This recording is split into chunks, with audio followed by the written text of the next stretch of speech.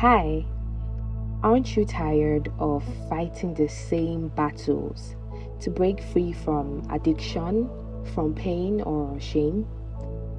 Well, welcome to UNAC, the 90 days journey of enabling newness. We're stepping into freedom by rooting out lies and sowing the truth, God's truth.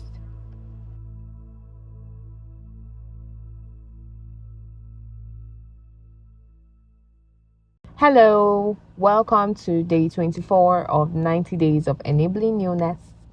So today we're going to be talking about how dopamine drives addiction. So we're leaning into the scientific part. If you've been following the series, I know you know what I'm talking about. So this would explain why addiction feels so overwhelming and, more importantly, how you can start breaking free from it scientifically.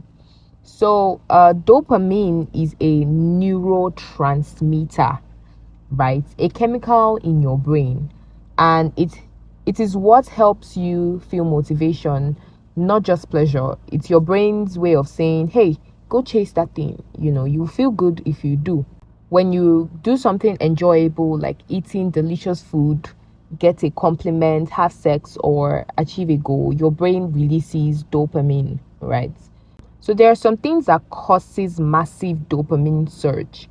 Addictive substances or behaviors like porn, drugs, gambling, or even social media flood your brain with unnatural high levels of dopamine. So there's a natural level of dopamine, right? And then there's overstimulation. The overstimulation tricks your brain into believing that the behavior or substance is much more important than it really is. And then there's the downregulation, where your brain, trying to restore balance, begins to reduce dopamine receptors or produce less dopamine naturally. This is called neuroadaptation.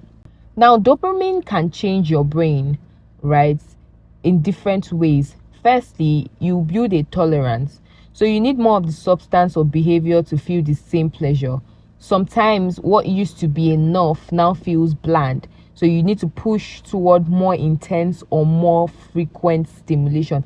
And this can be a very big problem, especially like, let's say, for example, you used to take, you used to smoke every week or twice a month, and then it gets to a point where that's not enough and you start smoking weekly, and then before you know, you start smoking daily.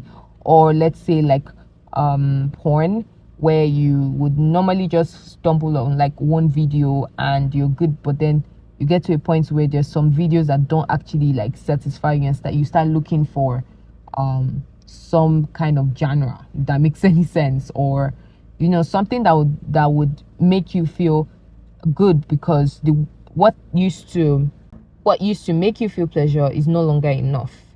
Another way that it changes your brain is that you lose interest in natural rewards. So everyday pleasures like socializing, hobbies, or just nature will stop being enjoyable because they release far less dopamine. Your brain starts associating pleasure only with the addiction, not with healthy activities. So there's a dopamine roller coaster of addiction, right? And I'm going to go through that quickly. So the first thing is you have cravings, and then you have anticipation phase. So you think about the addictive behavior. Just think about that thing that you want to do. Let's use a phone, maybe going on Instagram, for example. So you think about opening your Instagram app, and dopamine starts rising in anticipation, not just during the act. The anticipation of you even taking your phone releases dopamine. Then engagement and acting out phase. So when you do it, massive dopamine release happens. You feel good, but it is short-lived. This is when your brain starts recording that this is the quickest way to feel good. And then there's a crash or a withdrawal phase, where your dopamine levels reduce and you start feeling numbness, sometimes anxiety, irritability, maybe even depression or shame based on what you're doing or what you're addicted to. And your brain says, do it again to feel normal. So the effect of this is that sometimes your willpower will get overridden by your brain's rewired priorities. You start getting disinterested in life-giving activities, normal activities, right? um Things that require effort, patience, or offer delayed gratification feel boring or pointless, and your attention span shortens. You lose motivation, and it feels hard to focus. I can attest to this. So the good news is that you can interrupt that cycle. Here's a trick, right? Based on research, um, there's something called a 10 minutes rule or a do nothing rule. So when that urge hits, they would advise that you just do nothing. Every time you delay that response, you are retraining your dopamine system. So here's how to practice this 10 minutes slash do nothing rule. You set a 10 minutes timer when the urge hits. During that time, you can breathe slowly and intentionally. You can journal, you can pray or speak, scriptures. And you just do nothing else but just wait. And it feels weird the first few times, but scientists agree that this works and you just build resilience.